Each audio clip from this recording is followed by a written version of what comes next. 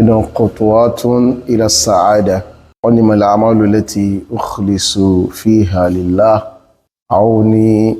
إشاء تما شافما àwọn iṣẹ́ yẹn fún Allah iṣẹ́ wo ni ikhlas wọ èwo ni ó wọ generally tí a mọ̀ gbogbo tó bá ti jẹ́ iṣẹ́ ìjọsìn tá fi ń sin Allah tá fi ń sin Ọlọ́run Ọba Allah a gbọ́dọ̀ ṣàfọ̀mọ́ iṣẹ́ yẹn fún Olúwa wa Jalla subhanahu but níbi iṣẹ́ ayé al-mu'amalat ìta mọ̀ ni pé wọ́n ní I need ikhlas níbẹ̀ fápẹ́ nísìn ẹni tó mọ èèbó kọ́ọ̀yà tó lè kọ́ọ̀yà léèbó. They can teach English language very well. They can teach mathematics, can teach physics. So lè máa fi sìnyára, so lè máa fi ṣakọ́, so lè máa ní kíláàsì níbẹ̀. So ọdún mọ́sálà yìí ò láfẹ́ yẹ̀wò láàárọ̀ yìí. Torípa apákan làwọn afọ́sọ wípé tákùṣẹ́ ayé ni a lè mọ́ ní kíláàsì níbẹ̀ káwé ẹwọ torí mo fẹ́ jẹun ní fífi ń kọ́ ilé ìwò tí mi o mo fẹ́ jẹun ní o ṣùgbọ́n mọ́sálà yẹn wà dàkíkọ̀ ó wẹ́ agbọ́dọ̀ ṣọ́ra torí pé náà muamalat yẹn àwọn tó jẹ́ pé social interactions ni wọ́n tó pa nídìí kíláàsì náà bẹ̀ àkọlé yìí máa yẹn yọ ọ̀rọ̀ yẹn láàárọ̀ insha Allahu ta'ala. أفاني بعض الناس يظن أن الإخلاص إنما هو فقط في الصلاة وقراءة القرآن وأعمال العبادات الظاهرة كدعوة إلى الله والإنفاق. أفاني أقول الله ويا يعني إنه مسلمين وأقول إخلاصي بتم توانك أنا بالصلاة يروكيكي قراءة القرآن قرآن كيكا أتيا شيء جوسي tó máa ń hàn gẹ́gẹ́ bí kápẹ̀pẹ̀ sọ́dọ̀ ọlọ́ọba Jalla subhanahu wal infaq àbí ká ná owó sójú ẹ̀sìn ọlọ́ọba àwọn kan rò pé bí tí kíláàsì mọ nìyẹn ibi tá a ti lè ṣe kíláàsì nìyẹn pé àìbẹ̀yẹ o gbọ́dọ̀ wọ́n dé kíláàsì níbẹ̀ o láwọn kẹta kàkálẹ̀ yìí afáàní wa hadha ghayru sahih wa hadha kò wọlé ọ̀rọ̀ yẹn correct wọ́n ní fàlẹ̀ ìkìláàsì wájìbù fi jami'il ibadat ìkìláàsì wọ́dún gbogbo ẹjọ́sìn hatta fi ziyaratil jar tó fi dórí afẹ́ bẹ aládùúgbò mu'amala ní ká bẹ aládùúgbò so ti yé ṣùgbọ́n ó tún wọnú ìjọsìn mu'amalatun dakhalat fil ibada mu'amala tó wọnú ìjọsìn ni torí pé Olúwa wa ló pàṣẹ ló sojú wa ní kòkòrò pé ká máa bẹ àwọn ará àdúgbò wò pé ká ṣe dáadáa sára àdúgbò Olúwa ẹ̀dá ló pàṣẹ nínú Al-Qur'an Olúwa ló pàṣẹ rẹ̀ kíkẹ́ ṣe dáadáa sí wọn mu'amala sí ni ṣùgbọ́n mu'amala tó dakhalat fil ibada tó tá a bá fẹ́ ṣàbẹ̀wò aládùúgbò tó bá fẹ́ ṣàbẹ̀wò rẹ̀ jẹ́ kí kíláàsì wà nínú ziyarọ̀ yẹn jẹ́ kí kíláàsì wà nínú gíní o ziyarọ̀ àbẹ̀wò yẹn tó fẹ́ ṣe sáládùúgbò rẹ̀ ní kíláàsì pẹ̀lú ẹ̀ jẹ́ kó jẹ́ pé nítorí Allah ló fẹ́ lọ sí bẹ̀ẹ́ wò má lọ bí aládùúgbò rẹ̀ wò bẹ́ẹ̀ tí bá kú bẹ̀wò ní ìsìn yóò sọ mí lẹ́nu yóò ní mi ò béèrè ohun wasilatu rahim bẹ́ẹ̀ náà níbi ìmọ̀ sókùn bí pọ̀ àwọn ìmọ̀ sókùn bí pọ̀ nítorí ìdí tó pọ̀ bẹ́ẹ̀ ìtàbàkú sópọ̀ nìsì ó sọ lẹ́nu ó láàṣẹ bí sókùn bí pọ̀ nítorí Allah awwalan sópọ̀ nítorí ọlọ́ọba wahdahu lónìíká wa birrul walidayni ṣe dáadáa sóbi méjèèjì ẹjẹ́ tọ́jú àwọn òbí mi ò káwọn ọmọ mi náà lè tọ́jú tèmi náà ti bá dàgbà ara o tọ́jú àwọn òbí ẹ̀ tó gbónú ẹ̀dẹ́là ló pàṣẹ kó sí kí ni kó tọ́jú wọn wa qada rabbuka alla ta'budu illa iyyah wa bil walidayni ihsana Olúwa ló pàṣẹ kó tọ́jú kó ṣe dáadáa sáwọn òbí rẹ̀ má tọ́jú àwọn òbí rẹ̀ nítorí pé o fẹ́ káwọn ọmọ tiẹ̀ náà kí wọ́n tọ́jú rẹ̀ tó bá dàgbà rárá o afáàní hadhihi matlubun fiha al-ikhlas àwọn tá a kàkálẹ̀ yìí afẹ́ká ní ikhlas náà nínú ẹ̀ wọ́n ni wa hiya min ajallil ibadat nínú àwọn ìjọsìn tó sì yanrantí tó sọ́ǹtọ̀ òní wọ́n wà ọ̀nà kullu fi'lin yuhibbuhu Allahu wa yardah wajibun fihi ikhlasu niyyati mahma kana al-amal wọ́n ni gbogbo iṣẹ́ tó Olúwa wa jalla subhana tó bá ti nífẹ̀ẹ́ sí tó yọ́nú sí ọ̀rọ̀ yẹn ní ká ní ikhlasi nínú iṣẹ́ yẹn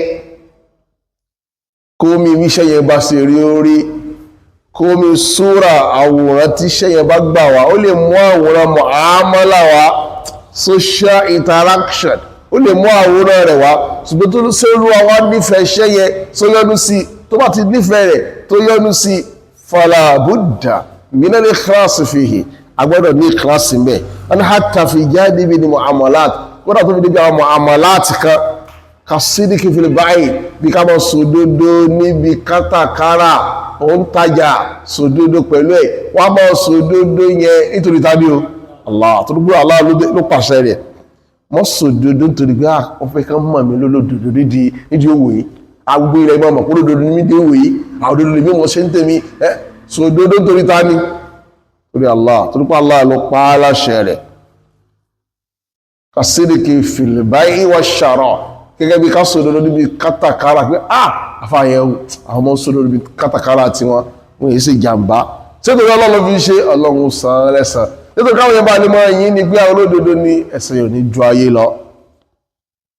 wọn ni wọ́n sì mu'amalati zawja bẹ́ẹ̀ náà ni ká mọ́ ṣe dáadáa síyàwó ẹni mọ́ ṣe dáadáa síyàwó rẹ̀ tó légbò sáfúnṣẹ́ lẹ́nu rẹ̀ òfin ọmọ bú ọ pé ìfàjẹ́ mọ́ kẹ́ tó bọ́ wà mọ́ bú mi wọ́n wà mọ́ rí mi fín ẹ̀jẹ̀ mọ́ kẹ́yàwó mi ẹ̀jẹ̀ náwó lé wọn lórí ẹ̀rí mo náwó láwọn ìyàwó mi lórí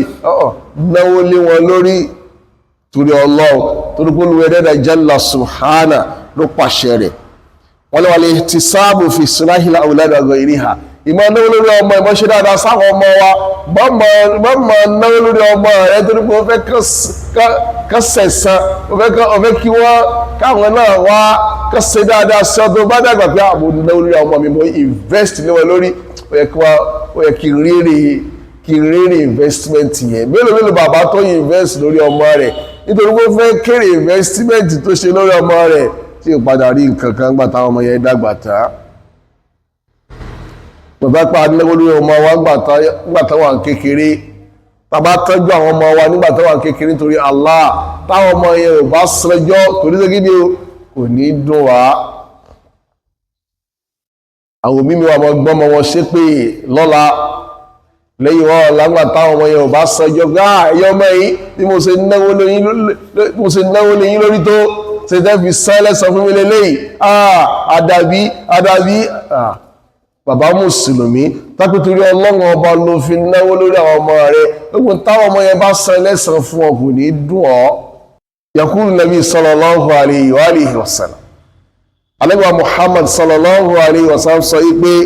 innaka lan tunfiqa nafaqatan tabtagi biha wajha Allah ó ní òní náwó kan tó ń ra kan pé o fẹ́ rí ojú Ọlọ́run ọba níbẹ̀ illa ujirta aliha àfi kí Ọlọ́run ọba kó sọ ọ́ lẹ́san lé lórí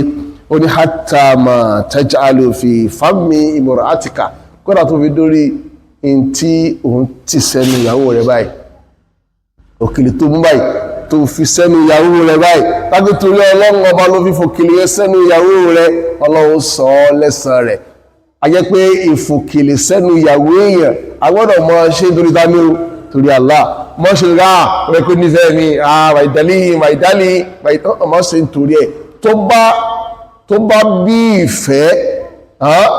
ríbọ̀hù ni èrè lórí èrè ni tó ti yé èrè lórí èrè ni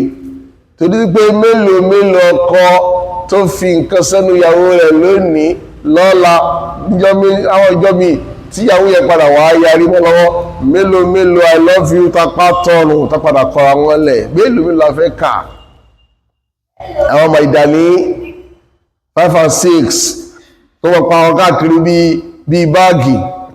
ọmọ nífẹ̀ẹ́ ara wọn ọmọ nífẹ̀ẹ́ ẹbà gbogbo ẹ̀yọ́ sí kí ni o ọmọ ti túká kí ló dé tẹ bá lọ tú lọ́pọ̀lọpọ̀ gbà ìfẹ́ yẹn wọn ò mọ́ lórí kí ni o torí Ọlọ́run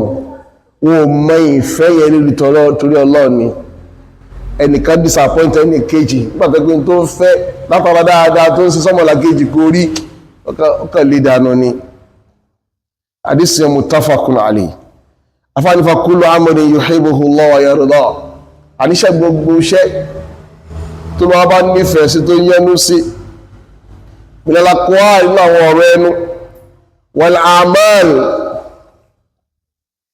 az-zahira àtàwọn iṣẹ́ tó hàn wal batin àti tí ó hàn fahuwa ìbádà gbogbo iṣẹ́ yẹ ìjọsìn ni wa wajibun fiha al-ikhlas sọ̀rọ̀ yẹn ní ká ní ikhlas mẹ́bàá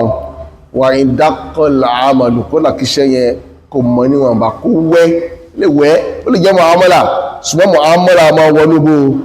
a máa wọnú ìbádà ẹdìbẹ̀ dáadáa mu'amala máa wọnú ìbádà ó jẹ́ ta máa ń jẹ yẹn asùlẹ̀ mu'amala ni mo jẹba ó jẹ́ kí asùlẹ̀ mu'amala ni mo jẹ rẹ́sì mu'amala ni ìpìlẹ̀ rẹ̀ ṣùgbọ́n tó bá láníyàn pé ẹ̀bà tí mo ń jẹ yìí mo fẹ́ jẹ sọ́lá tí máa ráyè fi sin Allah mo fẹ́ fi sin lọ́wọ́ máa rí yẹn náfìlà ó tún gbẹ̀sẹ̀ òkèlè yẹn tó ti gbẹ̀sẹ̀ ọbẹ̀rẹ̀ dẹ́dà gbogbo iṣẹ́ tá a bá ń ṣe kó yẹ ká lè máa ṣe wọ́n nítorí ikhlas gbogbo sí kárí mi sọkágbọ́ mi nínú àwọn iṣẹ́ kọlọ̀kú yàwá yàwá o ó jẹ́ ká hàn wá lè máa sòdodo ó jẹ́ kọ́kàn wá má kó lè gbé eré ṣíríkù eré bídà àti kọ̀rọ̀fàt wa sallallahu ala nabiyina muhammadin wa alihi